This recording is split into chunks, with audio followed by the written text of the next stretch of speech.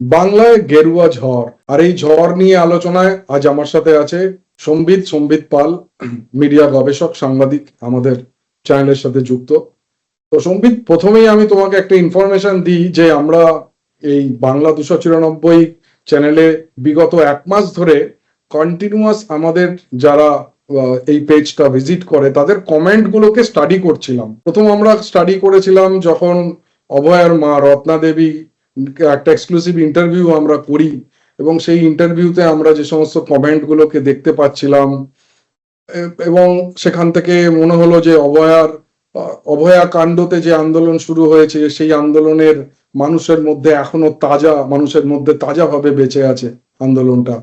এবং তারপরে বিভিন্ন ইস্যুতে বিভিন্ন কমেন্ট গুলো থেকে আমরা বুঝতে পারছিলাম যে একটা একটা সিগন্যাল পাচ্ছিলাম যে কোনো একটা ঝড় আসতে চলেছে। তারপরে যখন বাঙালি, নন বেঙ্গলি এই সমস্ত ইস্যুগুলো আসলো, এবং স্মৃতি ইরানির ইন্টারভিউ দেওয়ার পর তার যখন আমরা কমেন্ট গুলোকে স্টাডি করছিলাম, মানে ম্যাক্সিমাম গুলোকে তুমি সিরিয়াসলি না নিলেও তার মধ্যে তো কিছু একটা গতি প্রকৃতি বোঝা যায় যে সমাজ কি বলছে। তো সেখান থেকে আমরা মোটামুটি বুঝতে পারছিলাম যে এটা পালাবদল হতে চলেছে। এইবারে তৃণমূলের হারটাকে তুমি কিরকম ভাবে ব্যাখ্যা করবে?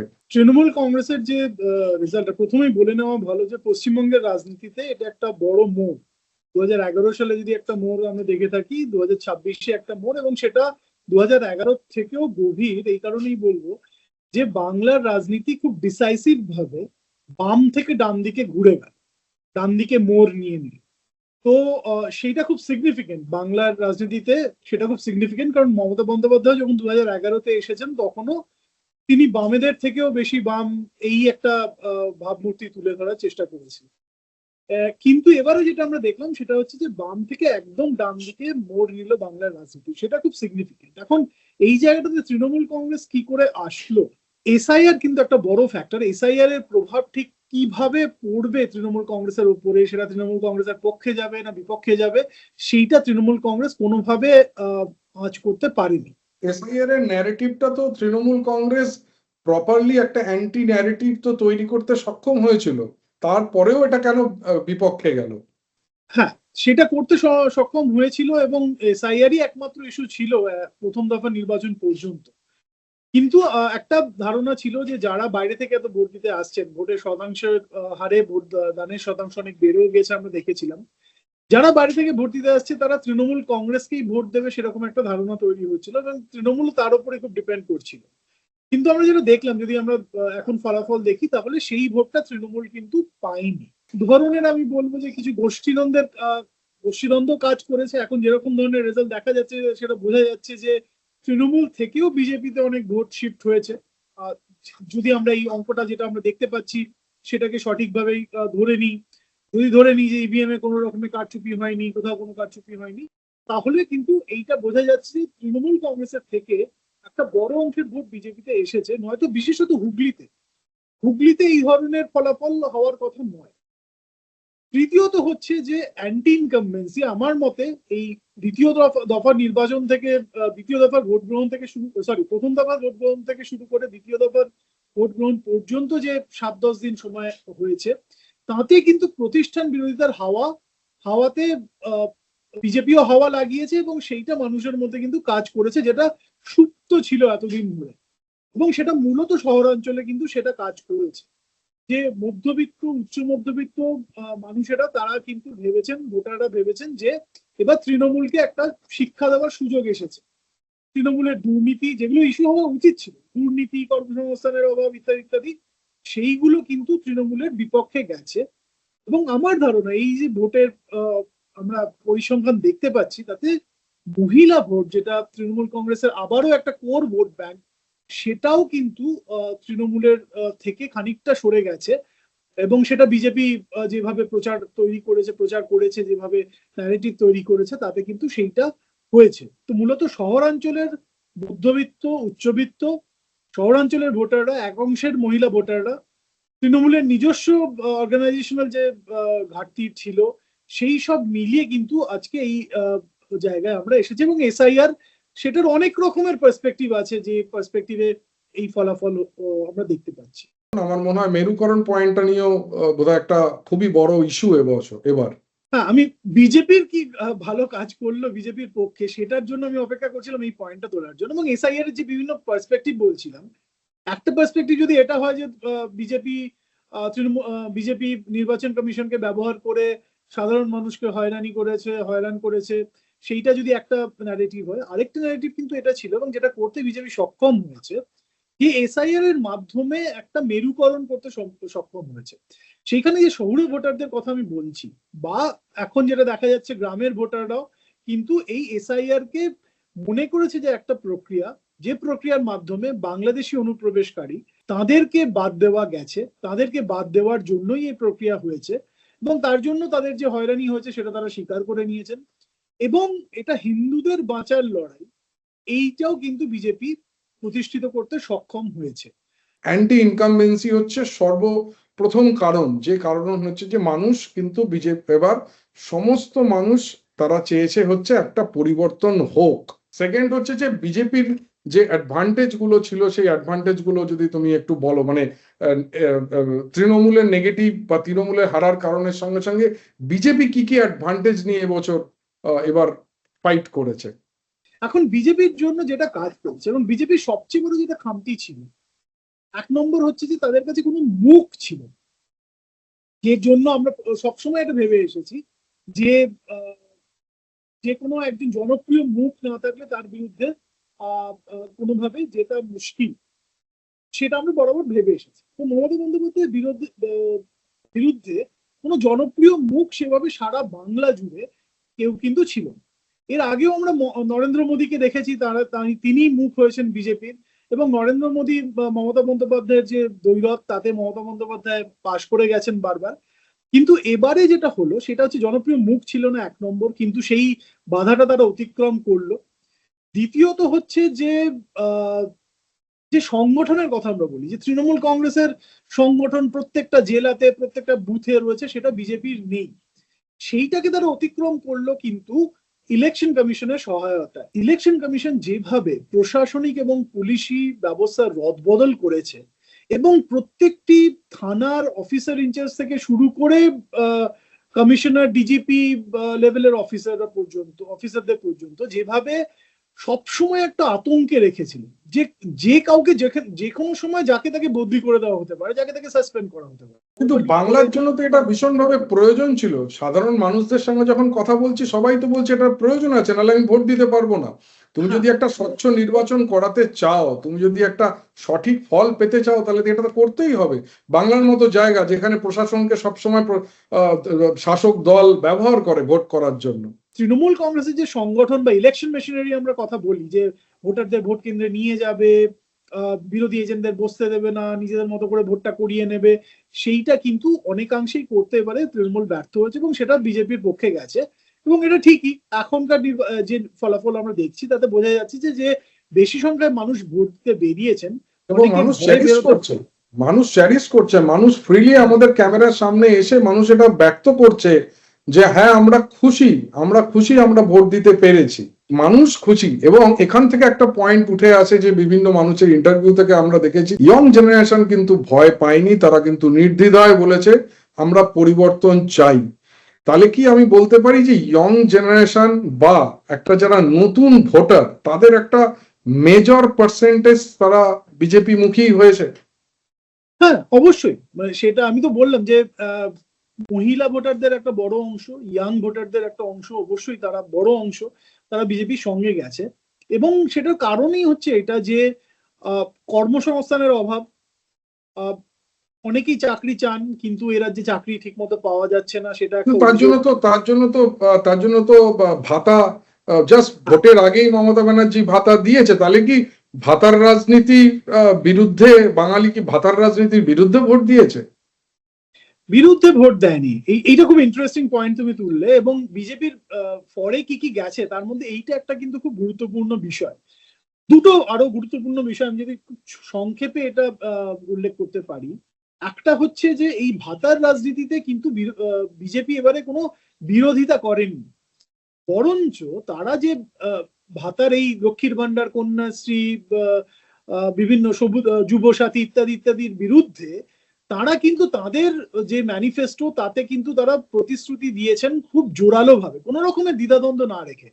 গতবারের নির্বাচনে এই দ্বিধাদ্বন্দ্ব ছিল যে লক্ষ্মীর ভান্ডার বন্ধ হয়ে যাবে কিনা, অমিত শাহ একরকম কথা বলেছিলেন, শুভেন্দু অধিকারী একরকম বলেছিলেন, কিন্তু এবারে খুব স্পষ্টভাবে তারা জানিয়েছেন যে লক্ষ্মীর ভান্ডারের বিপরীতে আমি অন্নপূর্ণা প্রকল্প নিয়ে আসছি, সেখানে ১,৫০০ টাকার বদলে তুমি ৩,০০০ টাকা পাবে, যুবকদের জন্য সহায়তার ব্যবস্থা করা হচ্ছে। কাজেই এই আস্থা তারা অর্জন করতে পেরেছেন যুবকদের মধ্যেও, মহিলাদের মধ্যেও, যে বিজেপি আসলে ভাতা বন্ধ হবে না, তারা যে প্রতিশ্রুতি দিচ্ছে সেটা তারা চালু রাখবে। এখানে যে পয়েন্টটা সবচেয়ে ইম্পর্টেন্ট, যে বিজেপি তার মিডিয়া স্ট্র্যাটেজিও কিন্তু এবছর চেঞ্জ করেছে। এর আগের দুটো ইলেকশনে আমরা বিজেপির যে মিডিয়া স্ট্র্যাটেজি দেখেছিলাম, এবারের যে মিডিয়া স্ট্র্যাটেজি, সেই মিডিয়া স্ট্র্যাটেজিটা একটু অন্যরকম ছিল এবং সেই স্ট্র্যাটেজিটা কিন্তু খেলে গেছে। যে বাংলায় মানুষকে বাংলায় সবসময় উন্নয়নের কথাই বলো, এবং মানে তুমি আরো ভালো বলতে পারবে যে মিডিয়া স্ট্র্যাটেজিটা কিন্তু সাংঘাতিকভাবে বিজেপির পক্ষেই গেছে এবার। বিজেপি মিডিয়ার এই সোশ্যাল মিডিয়া থ্রুতে যেটা করার চেষ্টা করেছে, একটা হচ্ছে যে মেরুকরণের চেষ্টা তারা করেছে, তাতে তারা একদমই সফল। ভাতার রাজনীতির বিরুদ্ধে তারা যায়নি। দ্বিতীয়ত তারা যেটা করেছে সেটা হচ্ছে যে এই বাঙালি সংস্কৃতির সঙ্গে একটা মিশে যাওয়ার চেষ্টা তারা করেছে, যেইটা কিন্তু খুব অ্যাবসেন্ট ছিল, যেটা অনুপস্থিত ছিল আগের নির্বাচনগুলোতে, এবং যেটা মমতা বন্দ্যোপাধ্যায়ের অ্যাডভান্টেজ ছিল, যে বিজেপি বহিরাগতদের পার্টি, বিজেপি আসলে মাছ মাংস খাওয়া বন্ধ হয়ে যাবে, উত্তর ভারতেও সংস্কৃতির আমদানি হবে, সেইটা কিন্তু বিজেপি খুব সতর্কভাবে কাউন্টার করার চেষ্টা করেছে। যেটা কাউন্টার সাকসেসফুলি কাউন্টার করেছে। তার কারণ হচ্ছে যে আমরা যখন এই মাছ নিয়ে একটা হচ্ছিল যে বিজেপি আসলে মাছ খাওয়া বন্ধ হয়ে যাবে, তখন আমরা স্মৃতি ইরানির একটা ইন্টারভিউ করি, এবং সেই ইন্টারভিউ যখন আমরা পোস্ট করি সেটা সেটা প্রায় ভাইরাল হয়, এবং ভাইরাল হওয়ার পরে তো ভাইরাল হলে তো আমরা কমেন্ট স্টাডি করি, এবং সেই কমেন্টগুলো থেকে আমরা বুঝতেই পারছিলাম যে এইটা যেভাবে বিজেপি এটাকে কাউন্টার করেছে সেটা কিন্তু খুব সাকসেসফুলি সেই ক্যাম্পেইনটা করেছে। ওখান থেকে কিন্তু কোনো গেইন তৃণমূল করতে পারেনি। না, ওই প্রচারটাই কাজে লাগেনি। স্মৃতি ইরানির সঙ্গে সঙ্গে আমি বলবো অনুরাগ ঠাকুর মাছ ভাত খাচ্ছেন, এই ভিডিও কিন্তু ভাইরাল করেছে বিজেপির আইটি সেল। একদম একদম একদম। এবং মাছ হাতে নিয়ে বিজেপি প্রার্থীরা প্রচার করছেন, এটাও দেখানো গেছে। আরেকটা যেটা হয়েছে, যেটা বিজেপি সাংগঠনিক দিক থেকে করেছে, সেটা হচ্ছে শ্রমিক ভট্টাচার্যকে বিজেপির সভাপতি করা, প্রদেশ বিজেপির সভাপতি করা, সেইটা কিন্তু খুব স্ট্র্যাটেজিক্যালি বিজেপি করেছে। কারণ হচ্ছে শ্রমিক ভট্টাচার্যের সঙ্গে এই বাঙালি মধ্যবিত্ত মাছ ভাত খাওয়া বাঙালি, কবিতা পড়া বাঙালি, গান পছন্দ করা, নাটক পছন্দ করা বাঙালি, এই কানেকশনটা কিন্তু করতে পেরেছে। সেটা ইমেজের দিক থেকে হয়েছে। আরেকটা যেটা হয়েছে যে তিনি মডারেট, তিনি কিন্তু ওই শুভেন্দু অধিকারীর মতো উগ্র হিন্দুত্ববাদী স্লোগান নিয়ে কখনো যাননি প্রচারে, এবং সেইটা কিন্তু সেই ভাবমূর্তিটাও কাজ করেছে। একই সঙ্গে সাংগঠনিক ভাবে কিন্তু যে পুরনো নতুন বিজেপির মধ্যে যে দ্বন্দ্বটা ছিল, এবারে 2021-এর মতো যোগদান মেলা কিন্তু বিজেপি করেনি, বা তৃণমূল থেকে আশা অনেকগুলো লাস্ট দুবারের থেকে অনেক শিক্ষা নিয়ে খুব মডিফাইড প্ল্যান, খুব স্ট্র্যাটেজিক ওয়েতে, এবং সেটাই আমাদের মনে হয়েছিল যে এবার কিন্তু বিজেপি ফল অন্য রকম হওয়ার চান্স আছে। এবং যেটা আমাদের এটা শ্রমিক ভট্টাচার্য করেছেন, পুরনো নতুন বিজেপিকে একসঙ্গে নিয়ে এসেছেন, যে কারণে আমরা দেখছি যে দিলীপ ঘোষ আর শুভেন্দু অধিকারী তারা একে অপরের সঙ্গে একসাথে প্রচার করছেন নমিনেশন জমা দেওয়ার সময়। আমার যখনই এই শুভেন্দু অধিকারী এবং শ্রমিক ভট্টাচার্যকে পাশাপাশি দেখি, আমার মনে হয় সেই অটল বিহারী বাজপেয়ী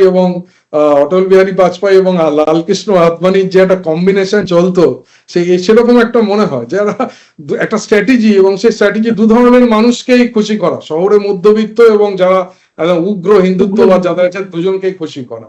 অ্যাবসলিউটলি। আর একটা যেটা আমাদের সবার চোখের আড়ালে হয়েছে, সেটা হচ্ছে কিন্তু যে বিজেপির যে সাংগঠনিক প্রভারী, যেটা বলে যে পর্যবেক্ষক বা এখানকে এই রাজ্যের দায়িত্বে তিনজন মানুষ অন্তত আমি বলবো। একজন হচ্ছেন সুনীল বানসাল, আরেকজন ভূপেন্দ্র যাদব, আর বিপ্লব দেব। এরা কিন্তু বেশ কয়েক মাস ধরে পশ্চিমবঙ্গে থেকে মাইক্রো লেভেলে অর্গানাইজেশনকে মোবিলাইজ করেছেন, যেখানে যেখানে তাদের শক্তি আছে। আরএসএস এর যে প্রচারক আছেন তাদেরকে কাজে লাগিয়েছেন। তো সেইটার বেনিফিট কিন্তু বিজেপি পেয়েছে, এবং যেটা আমরা দেখবো জঙ্গলমহল জুড়ে যে ফলাফল আমরা দেখছি, উত্তরবঙ্গে বিজেপি শক্তিশালী ঠিকই, কিন্তু পুরো জঙ্গলমহল জুড়ে পূর্ব বর্ধমান, আমরা অনেকে জানি না যে পূর্ব বর্ধমানে আরএসএস এর বিশাল কর্মকাণ্ড রয়েছে, খুব নীরবে তারা করেন। এই যে মেকানিজম, এই যে মেশিনারিটা, সেইটাকে কিন্তু তারা সচল রাখতে সক্ষম হয়েছেন, যার ফলাফল পূর্ব বর্ধমানের এই রেজাল্ট যে আমরা দেখছি, গতবারে একটি সিটও যেখানে পাইনি 16টা সিটের মধ্যে, সেইটা আমরা কিন্তু দেখতে পাচ্ছি। দেখো সম্বিত, যখন ঝড় আসে, কোথায় পূর্ব, কোথায় পশ্চিম, কোথায় উত্তর, কোথায় দক্ষিণ, কোনো অঙ্ক, কোনো কিছুই কিন্তু মেলে না। রাজনীতিতে ঝড় হচ্ছে, ঝড় যখন ওঠে, ঝড় সবাইকে ভাসিয়ে নিয়ে যায়। বিজেপি ঝড় পশ্চিমবঙ্গে উঠেছে, এই ঝড়ে সবাই ভেসে গেছে। আচ্ছা, আমি আমাদের সময় কম, আমি একটা ছোট্ট প্রশ্ন, সবাই এই প্রশ্নটা করবে যে মুখ্যমন্ত্রীর মুখ কি কাউকে দেখতে পাচ্ছ? আমরা দেখতে পাওয়াতে খুব একটা লাভ হবে না। মুখ্যমন্ত্রীর মুখ দুজন মানুষ দেখবেন, একজন হচ্ছে নরেন্দ্র মোদী, আরেকজন অমিত শাহ, এবং সেটা দিল্লি থেকেই ঠিক হয়। যদিও তারা বলেছে যে বাঙালি মুখ্যমন্ত্রী হবে, সেটাই স্বাভাবিক, যে বাংলায় আর অবাঙালি মুখ্যমন্ত্রী কেন করবে যেখানে এই ম্যান্ডেট আসছে। মুখ্যমন্ত্রীর দৌড়ে অনেক নাম আছে। শুভেন্দু অধিকারী সবচেয়ে প্রথমে থাকবেন, বিরোধী দলনেতার দায়িত্ব সামলেছেন, মন্ত্রিত্ব করার অভিজ্ঞতা রয়েছে, সরকারি থাকার অভিজ্ঞতা রয়েছে, এবং তিনি লড়ে গেছেন ভবানীপুরে, যাই হোক না কেন, কিন্তু নন্দীগ্রাম তিনি ধরে রেখেছেন। শুভেন্দু অধিকারীর যে লড়াই, লাস্ট 6 বছর ধরে উনি যে লড়াই উনি করে যাচ্ছেন, যে লড়াই করেছেন, এবং সেই লড়াইটা তো আমরা সবসময় দেখতে পেয়েছি লড়াইটা। আজকে কিন্তু এই লড়াইটাকে কুর্নিশ জানাতেই হয়। লাস্ট আমার প্রশ্ন তোমার কাছে, যে আমাদের অ্যাকচুয়ালি নতুন সরকারের কাছ থেকে আমরা যদি সবকিছুর ঊর্ধ্বে উঠে, যদি আমাদের বাঙালিদের তো অনেক কিছু চাওয়ার আছে, আমরা অনেক পেছনে, ধীরে ধীরে অনেক পেছনে চলে গেছি বাঙালিরা। নতুন সরকারের কাছে আমরা কি চাইবো? নতুন সরকারের কাছ থেকে সর্বপ্রথম হচ্ছে যে স্থানীয় দাদাগিরি বন্ধ হোক। দ্বিতীয়ত হচ্ছে যে কর্মসংস্থান তৈরি হোক, সেটা সরকারি কর্মসংস্থানের কথা হোক, বা নতুন শিল্প আসুক এবং সেই শিল্পের মাধ্যমে প্রচুর লোকের কর্মসংস্থান হোক, সেইটা জরুরি। বাঙালিরা এবং পশ্চিমবঙ্গের মানুষেরা যাতে পশ্চিমবঙ্গেই থেকে কাজ করতে পারেন সেটা নিশ্চিত করা, এবং দুর্নীতি বন্ধ করা, সেইটা কিন্তু আমার মনে হয় যে প্রায়োরিটির মধ্যে এটা পড়বে। আর তার চেয়েও যেটা বড় একজন সাধারণ নাগরিক হিসেবে দাবি থাকবে বা চাহিদা থাকবে, সেটা হচ্ছে যে পশ্চিমবঙ্গে যেন এই হিন্দু মুসলমানের রাজনীতির কারণে যাতে কোনো রকমের আইন শৃঙ্খলার পরিস্থিতি অবনতি না হয়, সেটা দেখাও কিন্তু এই নতুন সরকারের কাজ হবে। প্রত্যেকটা বাঙালি হিসাবে আমরা যেটা চাইবো, বাঙালির ডেভেলপমেন্ট, বাঙালি নতুন করে জেগে উঠুক, বাংলায় শিল্প ফিরে আসুক, বাংলায় শিক্ষা ব্যবস্থা, স্বাস্থ্য ব্যবস্থা, সমস্ত কিছু ফিরে আসুক নতুন করে।